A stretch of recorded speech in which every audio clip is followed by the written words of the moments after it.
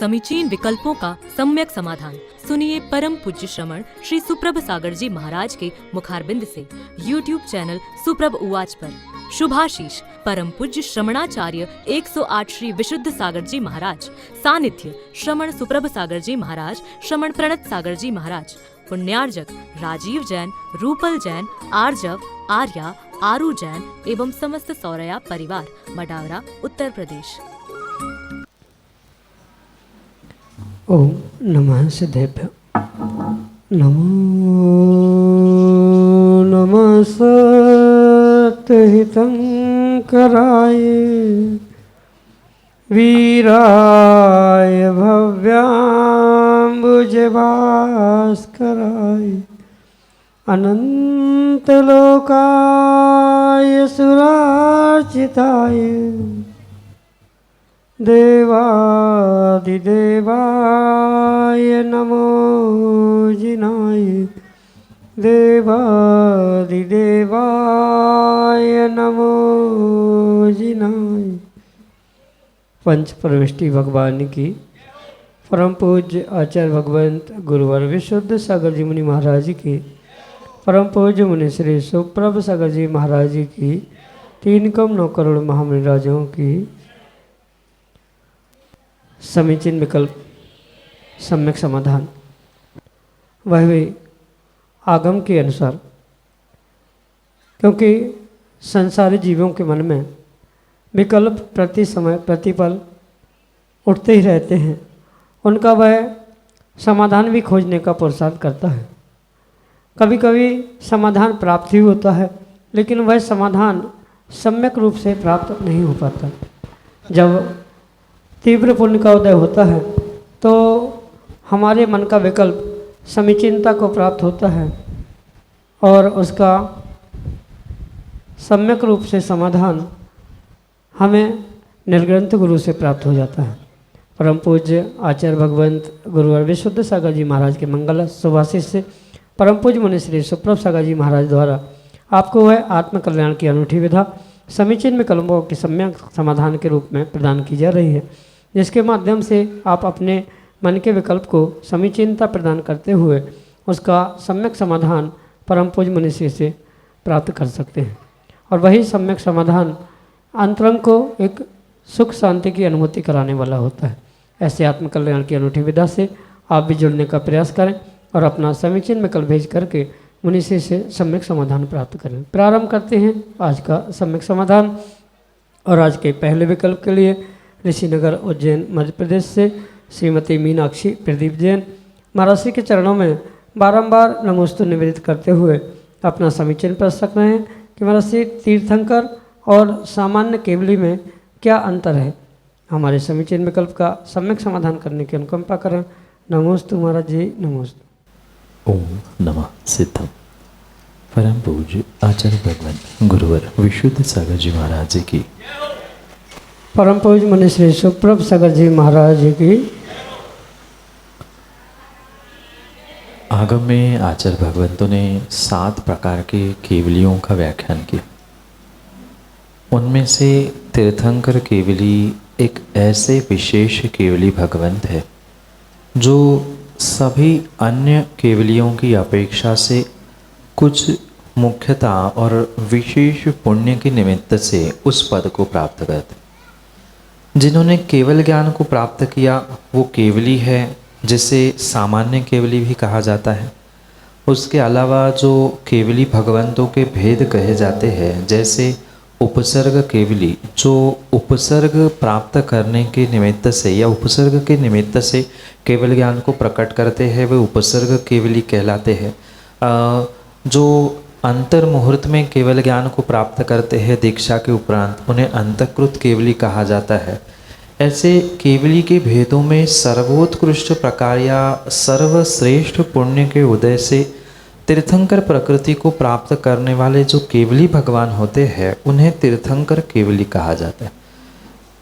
जैसे अगर सामान्य दृष्टांत से हम समझे तो डॉक्टर सभी होते हैं। एक जनरल प्रैक्टिस करने वाला भी डॉक्टर है, एक जो उसमें कुछ स्पेशलाइजेशन करने वाला भी डॉक्टर है, कुछ एमडी होते हैं और भी कुछ विशेष विशेषताओं से युक्त जैसे डॉक्टर होते हैं, उनकी विशेष पहचान होती है। सामान्य अपेक्षा से, सामान्य डॉक्टरी की अपेक्षा से वे डॉक्टर तो है, पर फिर भी कुछ स्पेशलाइजेशन उनके पास होने से उन्हें स्पेशलिस्ट कहा जाता है। ऐसे ही सभी केवली केवली होते हैं, पर केवली में भी जो स्पेशलाइजेशन प्राप्त करते हैं तीर्थंकर प्रकृति के बंध के निमित्त से उन्हें तीर्थंकर केवली कहा जाता है। जो 16 करण भावनाओं को भाने से तीर्थंकर प्रकृति का बंध प्राप्त करते हैं, वे विशेष पुण्य के उदय से उस पद को, उस स्थान को प्राप्त करने के कारण से उन्हें तीर्थंकर केवली की संज्ञा प्रदान की जाती है। जो धर्म तीर्थ को चलाते हैं उन्हें तीर्थंकर कहा जाता है, और तीर्थंकर नाम प्रकृति के उदय से ही वह तीर्थंकर पद प्राप्त होता है। ये विशेषता है, स्पेशलाइजेशन है। सामान्य डॉक्टरों की अपेक्षा से सभी सामान्य केवली केवल ज्ञान को प्राप्त करने वाले हैं, पर केवल ज्ञान को प्राप्त करने के उपरांत जो तीर्थंकर प्रकृति कर्म के बंध के उदय के साथ साथ समोशरण में विराजमान होना, उनकी दिव्य ध्वनि किरणा आदि जो विशेषताओं को प्राप्त करने वाले होते हैं उन्हें तीर्थंकर केवली कहा जाता है। यही आपके लिए सम्यक सार। Engineer P K. जैन, लखनऊ उत्तर प्रदेश से अगले संचरण करें। राष्ट्री मेरा ये जनरल लोगों का प्रश्न रहता है, और बहुत अभी परसों भी मैं बैठा था तो कुछ मेरे से ही प्रश्न पूछ रहे थे कि महाराज जी ये जो केवल ज्ञान से भगवान हमारी भविष्य की पर्यायों को देखते हैं, अवधि ज्ञान से भी भविष्य के पर्यायों को देखते हैं, तो लोगों का कहना है कि जो वो देख रहे हैं इसका मतलब सारा फिक्स्ड है। जब सब कुछ तय है तो फिर हमें कुछ करना ही नहीं है। लोगों की भावना हो जाती है कि जब देख लिया भगवान ने कि हमको ऐसा बनना है तो फिर हमको ऐसा बनना ही है, फिर हमें करना क्या है, तो बैठे मतलब हम क्यों पुरुषार्थ करें। तो इसमें हालांकि मैंने थोड़ा सा पढ़ा था कि इसमें 2 सिद्धांत मतलब लोगों ने किए हैं, क्रमबद्ध पर्याय और क्रमवर्ती पर्याय। तो आगम संबंध इसमें क्या है, कैसे है, और इन दोनों पर्यायों के संबंध में कुछ थोड़ा सा बताएंगे तो अच्छा रहेगा। नमस्ते महाराज। सबसे पहली बात तो ये स्पष्ट समझे कि आगम में किन्हीं आचार्य भगवंतों ने भी क्रमबद्ध पर्याय का उल्लेख नहीं किया। पर्याय के निमित्त से क्रमवर्ती, क्रमभावी, क्रमनियत ये विशेषण, ये शब्द तो प्राप्त होते हैं, पर पर्याय क्रमबद्ध है ये मात्र वर्तमान के कुछ एक विद्वानों का चिंतन है, जिसके कारण से एक नया पंथ, नई संप्रदाय बनते हुए देखने में आ रहे। ये सत्य है कि केवली के ज्ञान में और केवली के अवधि ज्ञानी मनपर्य ज्ञानियों के ज्ञान में जो भविष्य में जीव के साथ होने वाला है ये सहज रूप से झलकता है, देखने में आता है, पर इसका अर्थ ये नहीं है कि केवली के ज्ञान से आपका कोई भी कार्य बंधा हुआ है। ये जो विसंगति वर्तमान में देखने में आ रही है ये उस क्रमबद्ध पर्याय शब्द से जो फिक्स माना जा रहा है इसके कारण से हो रही है। ये नियतता, जो सम्यक नियतपना हमारे यहाँ है वो तो है ही, पर वो एकांत से नहीं है। जो एकांतवादियों ने क्रमबद्ध पर्याय प्रारंभ की है उनका यही कहना है कि केवली के ज्ञान में सब कुछ है तो पुरुषार्थ की क्या आवश्यकता, और फिर पुरुषार्थ की आवश्यकता नहीं होती तो आचार्य भगवंतों ने हमारे लिए कार्य की सिद्धि के लिए 5 समवायों की व्याख्या क्यों की होती। भाग्य चाहिए, होनहार चाहिए, पुरुषार्थ चाहिए, इन सभी की आवश्यकता होने से ये सत्य समझे कि पुरुषार्थ अपनी जगह पे है, पर पुरुषार्थ करते करते उसका रिजल्ट क्या होने वाला है ये भगवान के ज्ञान में पहले से ही झलका है, पर भगवान के ज्ञान के झलकने से हमारा कोई कार्य हो नहीं रहा है। 2 बातें स्पष्ट समझे कि भगवान का ज्ञान स्वतंत्र है। जैन दर्शन का मुख्य सिद्धांत है प्रत्येक द्रव्य कण कण स्वतंत्र है। अगर केवली के ज्ञान से हमारी पर्याय फिक्स हो जाएगी तो हम दोनों का जो संबंध है वह स्वतंत्रता का ना रहते हुए परतंत्रता का होगा। जो उन्होंने देखा है वो हमारे पर्याय में होगा, वैसी हमारी पर्याय होगी, ये वर्तमान की जो मान्यता है वो गलत है। जो हमारे साथ होने वाला है ये उनके पर्याय में, उनके ज्ञान में झलका है, ये परम सत्य है। दो बातें यही मैं समझाना चाहता था कि हमारे पर्याय या हमारे जीवन में क्या होने वाला है ये उनके ज्ञान से फिक्स नहीं है, अपितु जो होने वाला है ये हमने जैसे कर्म किए हैं उस कर्मों के उदय के निमित्त से फिक्स हो सकता है। दोनों बातों को बहुत विवेकपूर्वक अलग अलग समझने की और समझाने की आवश्यकता है कि जो ज्ञान केवली का है वो स्वतंत्र है, हमारे पर्याय का परिणमन स्वतंत्र है। दूसरी बात, हमारा जो परिणमन हो रहा है उनके पराधीन नहीं है, उनके ज्ञान में झलकने से परिवर्तन परिणमन नहीं हो रहा है, अपितु जो परिवर्तन परिणमन होने वाला है वो उनके केवल ज्ञान की स्वच्छता के कारण से झलका जा रहा है। जैसे दर्पण में कोई वस्तु दिखती है तो दर्पण में होने से नहीं दिखती, अपितु दर्पण की स्वच्छता से दर्पण के सामने की वस्तु दिखती है।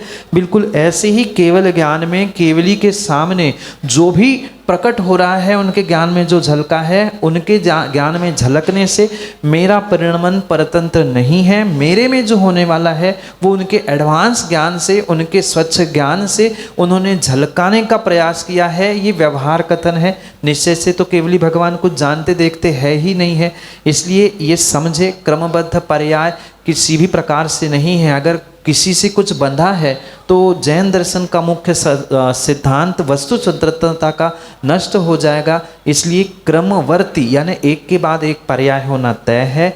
क्या होगी, कैसी होगी, ये भी कथनचित साधवाद से तय है, एकांत से कोई भी बात तय नहीं है। अगर ऐसा है ही तो फिर मोक्ष मार्ग क्यों लिखते, फिर तपस्या करने की बात क्यों लिखते। जो तीर्थंकर भगवंतों ने तपस्या की, दीक्षा ली, उनको दीक्षा लेने की क्या आवश्यकता थी। केवल ज्ञान होना था, घर बैठे हो जाता, वैराग्य हो जाना था तो घर बैठे ही हो जाता। नीलांजना को उपस्थित तीर्थंकर आदिनाथ भगवान के लिए क्यों करना पड़ा। बहुत सारे प्रश्न हैं, ये थोड़े समय में उत्तर प्राप्त होने वाला विषय नहीं है, पर इतना अवश्य समझे क्रमबद्ध पर्याय नहीं है। क्रमवर्ती, क्रम नियत, क्रम भावी, ये पर्याय के निमित्त से तीन विशेषण है। और कोई किसी से अगर बंधा है तो जैन दर्शन का मूल सिद्धांत वस्तु स्वतंत्रता का नष्ट हो जाएगा, जो कि जैन दर्शन को ही नाश करने के लिए निमित्त बन सकता है। इसलिए ये विचार और ये बुद्धिपूर्वक निर्णय करते हुए इनका गुरु के मार्गदर्शन से ही सम्यक निर्णय करें और सम्यक निर्णय करते हुए सबको इसका व्याख्यान करने का प्रयास करें। यही आपके लिए सम्यक समझ। डालीगंज लखनऊ उत्तर प्रदेश से मीनू जैन अगले समीचीन में कल्प करें। नमोस्तु गुरुवर। गुरुवर, मेरा ये प्रश्न है कि क्या उपवास किए बिना या एकासन हम अगर ना करें तो उसके बिना क्या हमारा धर्म करना संभव नहीं है, सिर्फ पूजा पाठ और उससे? क्योंकि संबंधबद्ध आचार्य भी वो नहीं कर पाते थे, लेकिन फिर भी उन्होंने इतना बड़ा चमत्कार किया। तो हम भी चाहते हैं कि तेला बेला करें, एक आसन करें, लेकिन हो नहीं पाता है। बाकी सब कर सकते हैं, तो इस समस्या का समाधान। नमोस्तु।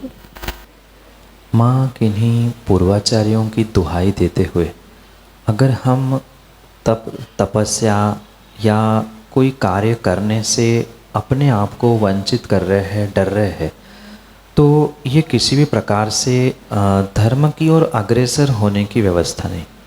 ये सत्य है कि मात्र एकासन, उपास, रथ त्याग, ये बहिरंग तप ही मात्र धर्म नहीं है। ये बहिरंग तप अंतरंग तपों तक, अंतरंग धर्म तक पहुंचाने के लिए तो निमित्त हो सकते हैं, पर इसका मतलब ये नहीं है कि इनको करने से ही धर्म होगा, या ऐसा भी सर्वथा ना समझे कि इनको छोड़ देंगे तो भी हमारा धर्म हो जाएगा। साधन साधन होते हैं, साध्य साध्य होता है। साध्य मेरे अंतरंग के भावों की विशुद्धि है।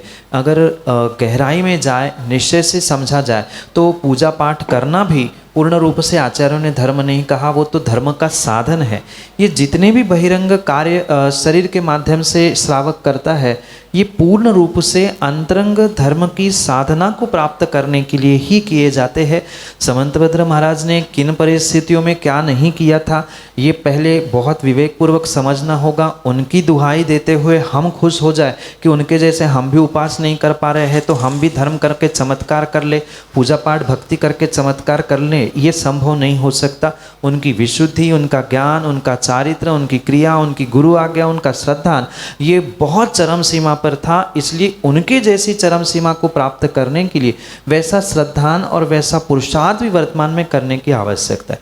पर ये भी विवेक पूर्वक समझे कि जो वर्तमान में कई सारे जीव क्रियाकांड को ही धर्म मान के रखे हैं, मात्र क्रियाकांड में धर्म नहीं है। क्रियाकांड साधन है, उपवास, जप, तप, भक्ति, पूजन पाठ, ये सब कुछ साधन है। निश्चय भावों की विशुद्धि ही आपके लिए धर्म तक, पुण्य तक ले जाने के लिए साधन बन सकता है, क्योंकि अहिंसा रूपी धर्म आप जहाँ चाहे बैठकर कर सकते हैं। आवश्यकता ये नहीं है कि मात्र बहिरंग शरीर की क्रिया करने से ही, पूजा पाठ करने से या उपवास आदि करने से ही धर्म हो। ये धर्म के साधन है। पुनः विवेकपूर्वक अनेकांत से इसका निर्णय करें। एकांत से कभी भी ये मत माने कि उपवास हम नहीं करेंगे तो काम होगा। हाँ, ये स्वीकार है किन्हीं कारणों से, असमर्थता के कारण से आप नहीं कर पा रहे हैं, पर इसका अर्थ ये नहीं होता कि ये धर्म नहीं है। हाँ, ये धर्म का साधन है।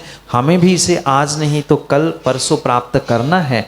ये समझे बिना अंतरंग तप तक पहुंचना संभव नहीं है। और अंतरंग तप जो स्वाध्याय रूप कहे है, विनय रूप कहे, प्रायश्चित, ध्यान, विसर्ग रूप कहे है, वहाँ तक पहुंचना संभव नहीं है। और ध्यान नहीं है तो धर्म का फल भी प्राप्त होना संभव नहीं है। इसलिए साधन को साधन रूप समझे। साधन अनेक हो सकते हैं। अनेक साधनों का आलंबन अपने शक्ति के अनुसार करते हुए आगे बढ़ने की आवश्यकता है। उपवास के मायने भी मात्र 24 घंटे उपवास में रहना, चारों प्रकार के आहार का त्याग करना नहीं है। जैसे ये आचार्य भगवंतों ने 16 कारण भावनाओं में कहा है, शक्तितः त्याग, शक्तितः तप। जब शक्तितः तप कहा है तो अनशन नाम का, मतलब उपवास नाम का जो तप है वो शक्ति से कर सकते हैं। जरूरत नहीं है कि 24 घंटे का उपवास हो। 2 घंटे के लिए, 4 घंटे के लिए भी आप चारों प्रकार के आहार का त्याग कर रहे हैं तो 4 घंटे का उपवास हो जाता है। रात्रि चारों प्रकार के भोजन का त्याग करने से भी 6 महीने का अगर आपने रात्रि भोजन का त्याग किया है चारों प्रकार का, पर ये ध्यान रखना, चारों प्रकार के रात्रि भोजन का त्याग, वह एक प्रकार से उतने घंटे का उपवास अगर किया है तो 3 महीने का, मतलब आधे समय का उपवास का फल देने वाला हो सकता है। ये सभी विवेकपूर्वक अनेकांत से समझे तभी धर्म के विषय में निर्णय करे। मात्र दूसरों की कृतियों को, उनके कार्यों को, उनकी दुहाइयों को देते हुए हम अपने आप के साथ समझौता करें, ये किसी प्रकार से उचित नहीं है। यही आपके लिए सम्यक समझ। कंचन जैन, त्रिवेणी नगर, लखनऊ, उत्तर प्रदेश से अगले से विकल्प। नमोस्तु गुरुदेव, नमोस्तु। मेरी शंका ये है गुरुदेव कि जैसे कोई सिंह है, सिंह पूर्ण मांसाहारी जीव होता है, लेकिन तब भी वो 5वें नरक से अधिक नहीं जा सकता, क्योंकि वो उसका स्वभाव है और उसका जन्म से ही स्वभाव होता है। इसीलिए वो हमारे जैन धर्म के अनुसार वो 5वें नरक से अधिक 6ठे या 7वें नरक में नहीं जा सकता। तो गुरुदेव मेरी शंका ये है कि जो जीव मांसाहारी होते हैं तो वो जब अपने त्योहारों में, जैसे ईद, बकरी ईद वगैरह, अपने त्योहारों में भी मांस का यूज़ करते हैं, तो उनके पर्यायों में भी कंसेशन होता है गुरुदेव कि वो नियम से नरक जाते हैं या उनको दुर्गति प्राप्त होती है, उन्हें सद्गति कौन से कर्मों से प्राप्त होती है? यही मेरी शंका है। नमोस्तु गुरुदेव, नमोस्तु। मात्र मांस भक्षण से ही कोई जीव नरक नहीं जाता। जैसे तंदुल मत्स्य और महामत्स्य का दृष्टांत आता है। महामत्स्य के कान में रहने वाला तंदुल मत्स्य किसी भी जीव को खाता नहीं है, पर महामत्स्य के मुख में आने वाले उन जीवों को, बड़े बड़े मछलियों को देखकर कान में रहने वाला तंदुल मत्स्य यानी तंदुल चावल के बराबर जो मछली होती है, वह मात्र उस महामत्स्य के कान में रहते हुए कान का मल खाती, पर दिन भर यही सोचती है कैसा मूर्ख जीव है, कैसा मूर्ख प्राणी है। इतने बड़े प्राणी आ रहे हैं पर फिर भी मुख खुला है, क्योंकि महामत्स्य 6 महीने सोता है, 6 महीने जागता है। तो मछलियाँ आती है, जाती है, आती जाती है। कान में बैठा हुआ वह तंडुल मत्स्य सोचता है कि मैं होता तो सबको खा लेता, मैं होता तो सबको खा लेता। ऐसे सोचने से, ऐसे मात्र विचार करने से वह तंडुल मत्स्य भी बिना मांस खाए हुए 7वें नरक जाता है, नरकगामी होता है। जबकि महामत्स्य खा रहा है तो वो भी वहाँ जा रहा है। इसलिए पहले बात तो ये समझे कि मात्र मांस भक्षण से ही कोई नरक की स्थिति को तय करता है। ये तो कारण मांस खाना, जीवों को सताना नरक जाने के लिए है ही, पर वो कौन से स्थान तक पहुंचेगा, 5वें, 6वें, 7वें या उसके ऊपर, ये सब कुछ उनके भावों पर निर्भर करता है। हिंसा करते हुए, जीवों को खाते हुए उन जीवों के किस कदर भाव है, किस प्रकार से वह अपने परिणामों को प्राप्त करते हुए उन क्रियाओं को कर रहे हैं, कैसे हिंस्र भावों से वो हिंसा कर रहे हैं, उस पर निर्भर करता है। क्योंकि सिंह की पर्याय, ये पर्याय की प्रत्यक्षति यानी पर्याय की नज़दीकता के कारण उसके पर्याय में तो वो नियत है ही, उसके लिए तो दूसरा पर्यायजन्य भोजन है ही नहीं है, इसलिए वो कर रहा है, इस कारण से वो 5वें नरक जाता है, ये तो सिद्धांत रहा। पर जो अन्य मनुष्य बनने के बाद भी, जिनके लिए बहुत सारे भक्ष्य पदार्थ मिलने के बावजूद भी वह अगर अभक्ष्य खा रहे हैं, जीवों की हिंसा कर रहे हैं, तो स्वाभाविक सी बात है उनके लिए तो अगला ही दरवाज़ा खुलेगा। क्योंकि जिनके लिए कुछ साधन नहीं है और फिर भी वो कर रहे हैं तो वो महान है, और जिनके लिए सब कुछ होने के बाद भी, मतलब मनुष्यों के लिए सब कुछ भक्ष्य, सब कुछ अच्छा श्रेष्ठ भोजन होने के बाद भी अगर दूसरे जीवों को खा रहा है, जीवों की हिंसा कर रहा है, जिन जीवों के बारे में आप कह रहे हैं, कहना चाहते हैं, उनके बारे में आपने साक्षात देखा है, मात्र त्यौहार ही नहीं अन्य दिनों में भी उनका सरासर मात्र हिंसा करना एक उद्देश्य रहता है, तो हिंसा करने के भावों से वहाँ भले ही जीव मरे अथवा ना मरे, उनके लिए नियम से नरक गति और विशेष करके नीचे नीचे ही जाने की व्यवस्था बनती है। और ये करणानियोग का सिद्धांत है। मात्र और मात्र मनुष्य एक ऐसा जीव है जो 7वें नरक तक जा सकता है, और मनुष्यों में भी जो पुरुष है वही 7वें नरक तक जाते हैं। अन्य की व्यवस्था उसके ऊपर ऊपर के ही नरकों में है। यही आपके लिए सम्यक समाधान। श्रीमती अंजू जैन, डालीगंज, लखनऊ, उत्तर प्रदेश से अगले समय चिन्ह कल्प की। नमोस्तु गुरुदेव, नमोस्तु नमोस्तु। हमारी शंका ये है कि हम पूजा करते समय हमेशा से पहले 16 कारण जी और पंचमेरु और 10 लक्षण जी की पूजा करते हैं, उसके बाद 24 और जो मंदिर में भगवान है उन सब की पूजा करते हैं। तो कुछ लोग कह रहे हैं कि ये पूजाएं बाद में करनी चाहिए, पंचमेरु की और भगवान की पहले करनी चाहिए, तो कैसे करना चाहिए? माँ, कायदा तो यही है कि पहले तीर्थंकरों की पूजा या देवशास्त्र गुरु की आराधना करने के उपरांत ही पर्व आदि विशेष दिनों की पूजा की जानी चाहिए। पर इसका मतलब ये नहीं है कि किन्हीं कारणों से या कभी कभार आगे पीछे पूजा हो गई तो किसी प्रकार से उसमें कोई पाप नहीं है, दोष नहीं है। ये सत्य है कि जो क्रम लिखा है उस क्रम से करने से फल विशेष मिलेगा, पर नहीं, हमारा मन आगे पीछे करने का है तो उसमें किसी प्रकार से जो मूलनायक नाराज होकर उठ के चले जाने वाले नहीं, हमें क्यों नहीं पहले पूछा। आज के इंसानों जैसी उनकी स्थिति तो है नहीं है कि हमें क्यों नहीं पूछा, हमें क्यों नहीं पहले पूजा। आप तीर्थंकरों की, मूलनायकों की पूजा आगे पीछे करो, भगवान को कुछ नहीं बिगड़ता है। ये तो एक व्यवस्था है, और व्यवस्था मात्र हमारी भावों की विशुद्धि के लिए। पूजा चाहे आगे करो पीछे करो, अगर हमारी भावों की विशुद्धि नहीं बदल रही है, हमारे भीतर धार्मिक भावनाएं नहीं बन रही है, एक धर्मात्मा को हम धर्मात्मा नहीं पहचान पा रहे हैं, उनके प्रति दया करुणा उत्पन्न नहीं हो पा रही है, परस्पर की ईर्ष्या स्पर्धा ही समाप्त नहीं हो पा रही है, तो चाहे आप तीर्थंकर की पहले पूजा कर लो या पर्व की पूजा पहले कर लो, उसका कोई सेंस, उसका कोई मायने नहीं रखते।